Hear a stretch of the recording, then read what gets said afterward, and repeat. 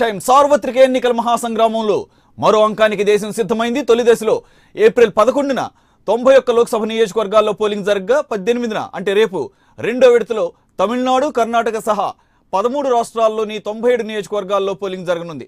తొలి దశలో 25 సీట్లతో ఏపీ హాట్ టాపిక్ గా నిలువగా రెండో దశలో 39 సీట్లతో మరో దక్షిణాది రాష్ట్రం తమిళనాడు హాట్ టాపిక్ గా నిలిచింది. జమ్మూ కాశ్మీర్, యూపీ సహా చాలా రాష్ట్రాల్లో సింగిల్ డిజిట్ సీట్లకు ఎన్నికలు జరగనున్నాయి. కొన్ని చెదురుమదురు ఘటనలు మినహా తొలి దశ ఎన్నికలను విజయవంతంగా ముగించిన ఎన్నికల సంఘం రెండో దశ ఎన్నికలకు సర్వం సిద్ధం చేసింది. రెండో దశలో పోలింగ్ జరగనున్న నియోజకవర్గాల కథా కమామిషి ఏంటో ఇప్పుడు చూద్దాం.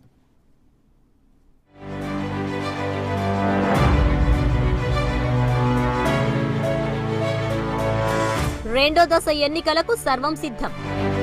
13 రాష్ట్రాల్లోని 97 నియోజకవర్గాల్లో పోలింగ్. 39 స్థానాలతో హాట్ టాపిక్ గా నిలిచిన తమిళనాడు. కర్ణాటకలోని 14 స్థానాల్లో హోరాహోరీ పోరు. రెండో దశ ఎన్నికలకు దక్షిణాది రాష్ట్రం తమిళనాడు కేంద్ర బిందువుగా మారింది. తమిళనాడులోని మొత్తం 39 పార్లమెంటు స్థానాలు, పాండిచ్చేరిలో 1 స్థానం, 18 అసెంబ్లీ స్థానాలకు ఉప ఎన్నికల పోలింగ్ ఒకే రోజున ఏప్రిల్ 18న జరగనుంది. దశాబ్దాలుగా తమిళనాట ప్రభుత్వాలను, పార్టీలను శాసించిన జయలలిత, కరుణానిధి అస్తమయం తర్వాత జరుగుతున్న పార్లమెంటు ఎన్నికలు ఇవే. ప్రస్తుతం డీఎంకేకు స్టాలిన్, అన్నా డీఎంకేకు పళనిస్వామి, పన్నీర్ సెల్వం నాయకత్వం వహిస్తున్నారు. ఈసారి ఎన్నికల్లో దాదాపు 2-3 కూటములు, 4 ప్రధాన పార్టీలు ఎన్నికల గోదాలో నిలుస్తున్నాయి. అయితే డీఎంకే, అన్నా డీఎంకే మధ్య కీలక పోటీ నెలకొంది.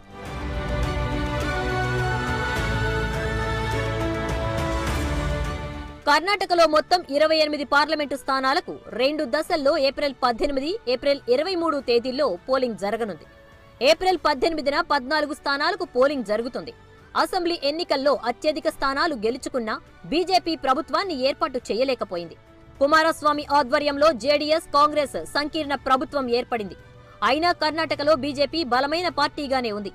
ముఖ్యమంత్రి కుమారస్వామికి చెందిన జేడీఎస్, కాంగ్రెస్ కూటమితో బీజేపీ ప్రధానంగా పోటీ పడుతోంది. 28 స్థానాల్లో కనీసం 20 స్థానాలు గెలుచుకోవాలని 2 కూటములు హోరాహోరీగా పోరు సాగిస్తున్నాయి. కుమారస్వామి నాయకత్వంలోని జేడీఎస్, కాంగ్రెస్ ప్రభుత్వంపై సహజంగానే వ్యతిరేకత ఉంది. మోదీ ప్రభుత్వ వ్యతిరేకత కారణంగా బీజేపీ క్లిష్ట పరిస్థితి ఎదుర్కొంటోంది.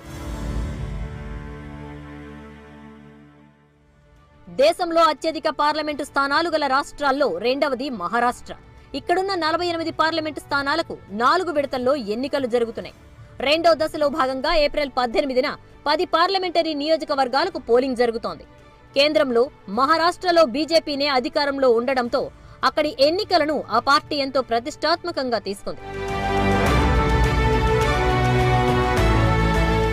4.5 సంవత్సరాలుగా మహారాష్ట్ర రైతాంగం కరువు కాటకాలతో అల్లాడుతోంది. పంటలు పండక, పండినా గిట్టుబాటు ధరలు లేక తీవ్ర ఇక్కట్లు పడుతున్నారు అక్కడి రైతులు. విదర్భ, మరాఠ్వాడా ప్రాంతాల్లో అప్పుల కారణంగా పెద్ద ఎత్తున రైతులు ఆత్మహత్యలకు పాల్పడ్డారు. అయితే అలాంటి క్లిష్ట పరిస్థితుల్లోనూ బీజేపీ మున్సిపాలిటీలు, కార్పొరేషన్ల ఎన్నికల్లో మెజారిటీ స్థానాలు సాధించింది. ఇప్పుడు శివసేనతో పొత్తు పెట్టుకుని బీజేపీ బరిలో దిగింది. వారికి కాంగ్రెస్, ఎన్సీపీ కూటమి గట్టి పోటీ ఇస్తోంది. ఈ 2 కూటముల మధ్యనే ప్రధాన పోటీ అయినా అనేక చిన్న పార్టీలు ఓట్లు చీల్చేందుకు సిద్ధమవుతున్నాయి.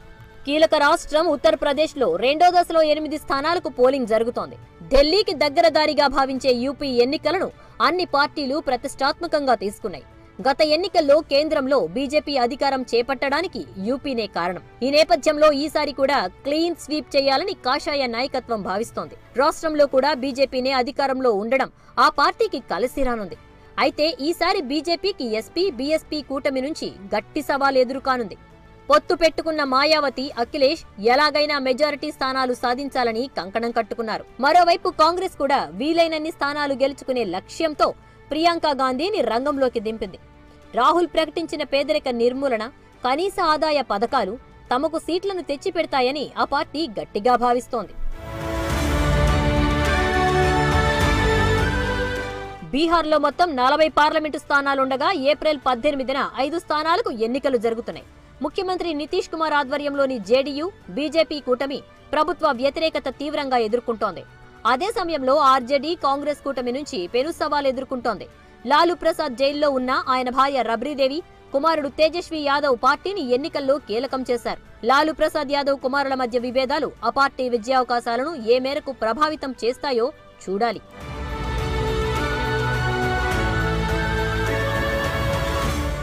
అసెంబ్లీ ఎన్నికలు కూడా జరుగుతోన్న ఒడిశాలో రెండో విడతలో 5 పార్లమెంటు స్థానాల్లోనూ వాటి పరిధిలోని అసెంబ్లీ స్థానాల్లోనూ ఎన్నికలు జరగనున్నాయి. ముఖ్యమంత్రి నవీన్ పట్నాయక్ అటు బీజేపీ ఇటు కాంగ్రెస్లను ధీటుగా ఎదుర్కొంటూ బీజేడీ పార్టీని ముందుకు తీసుకెళ్తున్నారు. 2000 నుండి అధికారంలో కొనసాగుతున్న నవీన్ పట్నాయక్ ఈసారి ఏ మేరకు సత్తా చాటుతారో చూడాలి. అసోంలో మొత్తం 14 ఎంపీ స్థానాలకు గాను ఇప్పుడు 5 స్థానాలకు పోలింగ్ జరగనుంది. ఇక్కడ కాంగ్రెస్ బీజేపీతో పాటు స్థానిక పార్టీల మధ్య కీలక పోటీ నెలకొంది. మణిపూర్లో 2 పార్లమెంటు స్థానాల్లో ఇప్పటికే ఔటర్ మణిపూర్ స్థానానికి ఏప్రిల్ 11న పోలింగ్ పూర్తయింది. ఇన్నర్ మణిపూర్ స్థానానికి ఏప్రిల్ 18న ఎన్నిక జరుగుతోంది. త్రిపురలో 2 పార్లమెంటు స్థానాలు ఉండగా ఇక్కడ త్రిపుర ఈస్ట్ పార్లమెంటు నియోజకవర్గంలో ఎన్నిక జరగవలసి ఉంది. అత్యంత సున్నిత రాష్ట్రంగా ఎన్నికల కమిషన్ గుర్తించిన జమ్మూ కాశ్మీర్లోని 8 పార్లమెంటు స్థానాలకు అత్యంత భద్రతా ఏర్పాట్ల మధ్య 5 విడతల్లో పోలింగ్ నిర్వహించనున్నారు. అందులో భాగంగా రెండో దశలో శ్రీనగర్, ఉదంపూర్ ఎంపీ స్థానాల్లో పోలింగ్ జరుగుతోంది. బీజేపీ కాంగ్రెస్ నువ్వా నేనా అంటూ పోటీ పడుతున్న ఛత్తీస్గఢ్లోని 3 ఎంపీ నియోజకవర్గాలకు ఇప్పుడు ఎన్నికలు జరుగుతున్నాయి. ఇలా 13 రాష్ట్రాల్లోని 97 స్థానాలకు పోలింగ్ జరుగుతోంది. మరి ఎవరిని విజయం వరిస్తుందో చూడాలి.